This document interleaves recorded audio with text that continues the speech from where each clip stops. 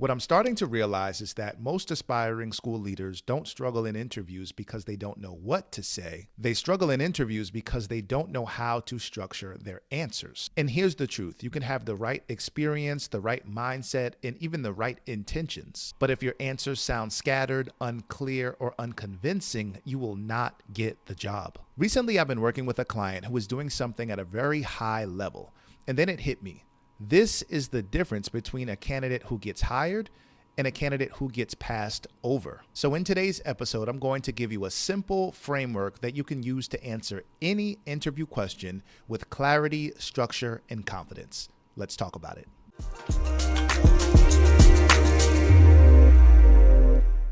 What's going on, aspiring school leader? I am Dr. Donovan Smalls II, educator, best-selling author, interview coach, and I help aspiring school leaders get interview ready and confidently land their first leadership role.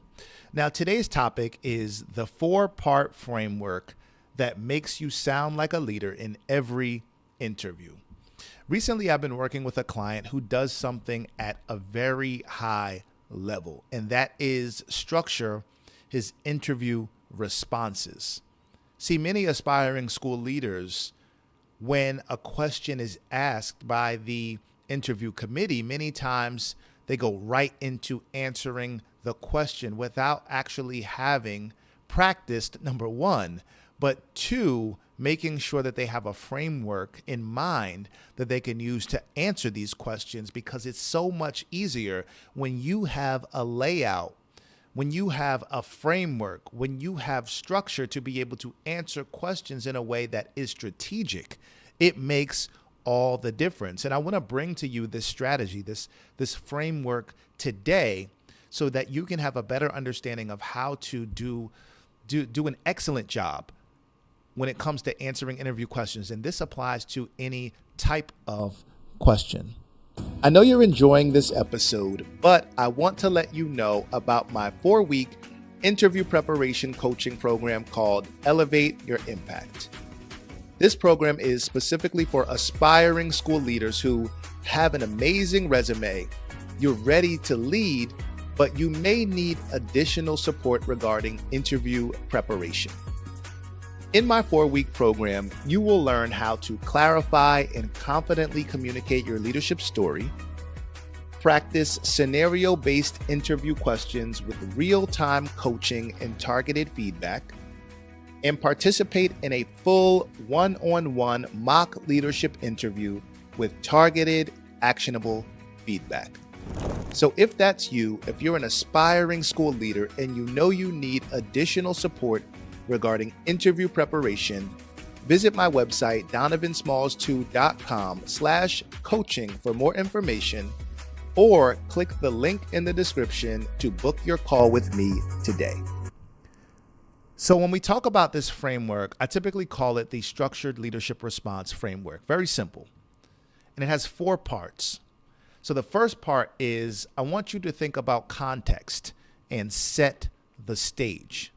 See, when you are answering a question, you want to be able to give context into how you think, right? The interview committee wants to see how you are thinking about the question that they asked, because when you land your first school leadership role, you are going to be in many situations and circumstances that you have no experience with. That is just the job. There is no blueprint for you to pull from when it comes to dealing with a difficult parent, right? When it comes to dealing with a staff response or a staff concern, or when it comes to you being an instructional leader and being able to provide strategic support to your teachers.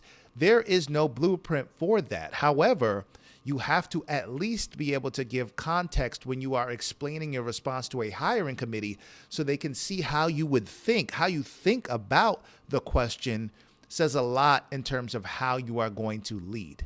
It's all about thinking. It's all about framing your response. So when we talk about number 1, which is context, give context about the question. Set the stage. Give a little background on how you're approaching the question. This shows your thinking and not just your answer. And I want you to think about that as a mindset shift.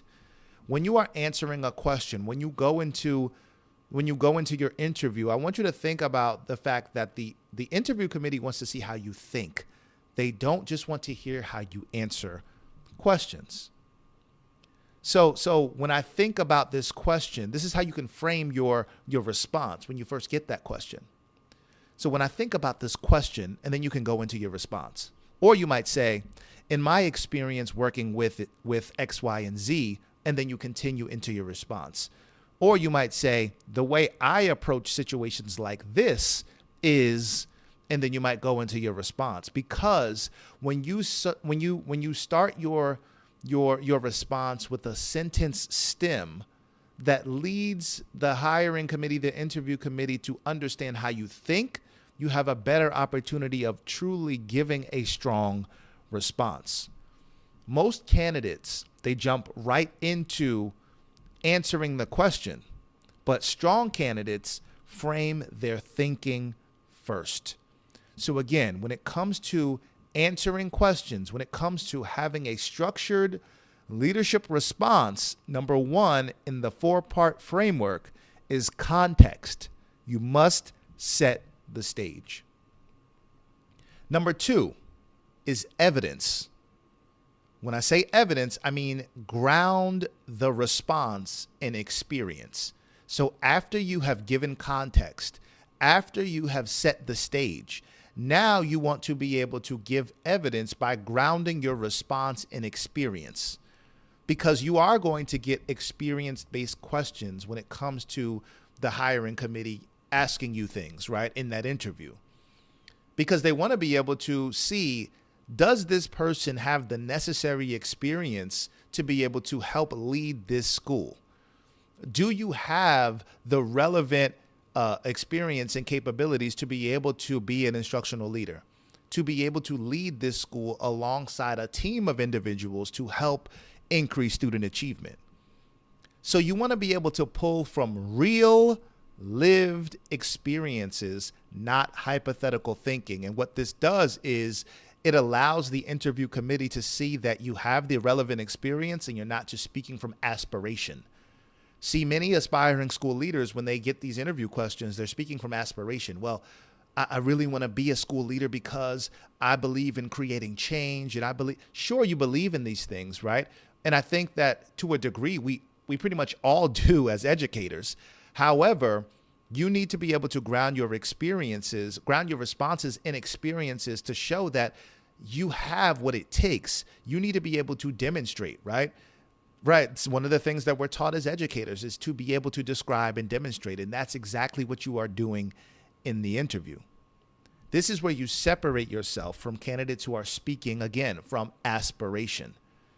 So in terms of a sentence stem, you might use something like, for example, in my current role, right? And then go into your response. Again, this is allowing you to pull from your practical experience. Or you might say, I recently had to navigate a situation where, and then you go into your experience, right?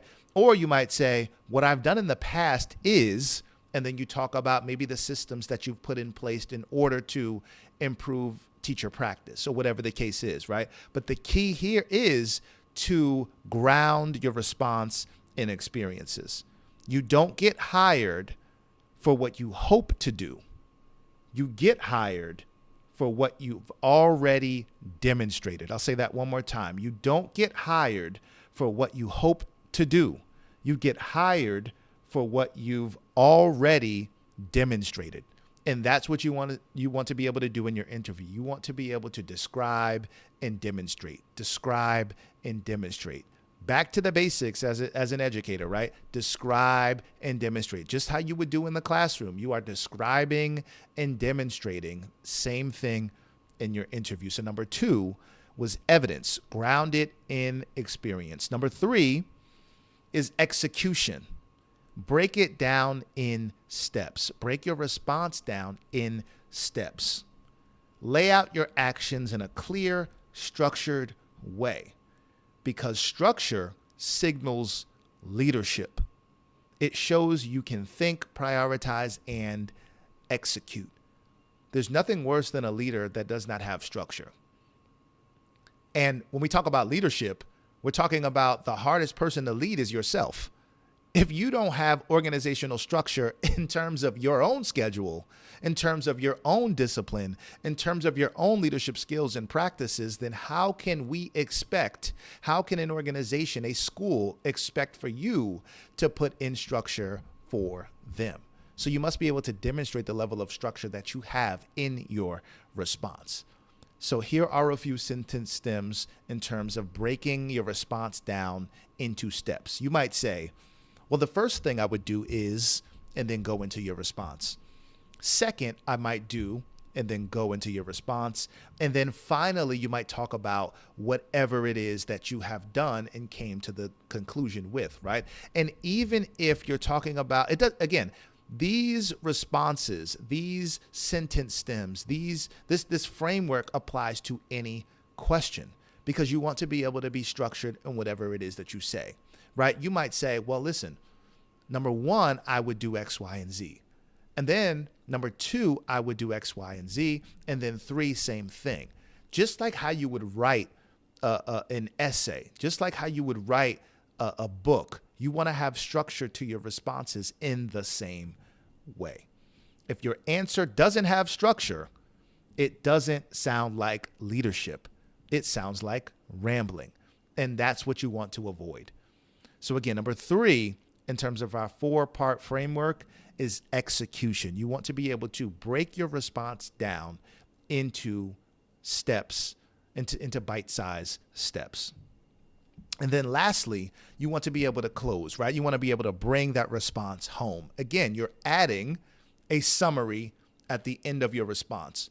So if there was an analogy, right, it's similar to you writing a paragraph essay. Or if you're an ELA teacher, right, you would be teaching your students to be able to have some sort of intro, give some background information, give us some context into what it is that you're actually going to be talking about, right? Give us some structure.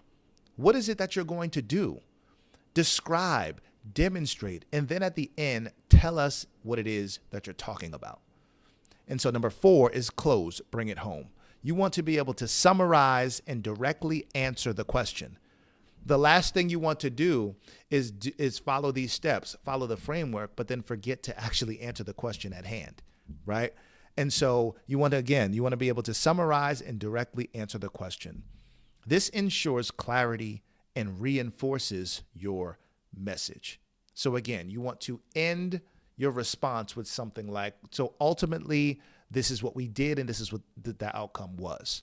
Most candidates drift off, but strong candidates land the plane, and you must be able to land the plane. You have to be able to have some sort of concluding sentence at the end that brings everything together to ensure that you have properly and accurately answered the question. So in terms of our 4-part framework, right? Number 1, we talked about context. This lends itself to how you think.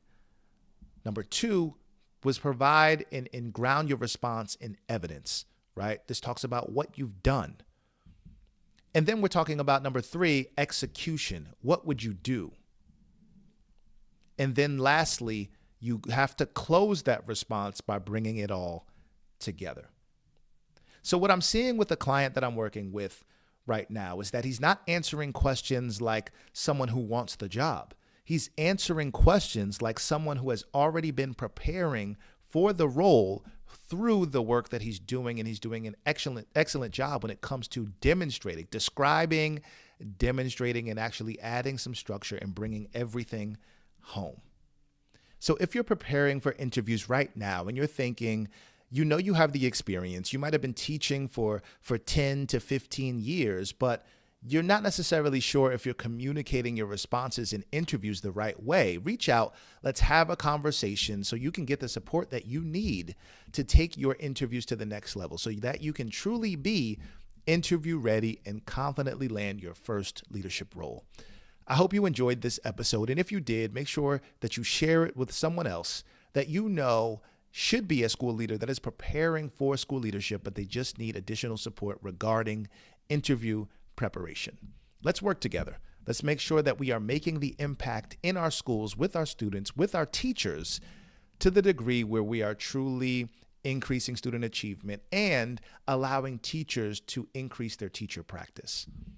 As always, I hope you have a great week of teaching, leading, and learning. Take care.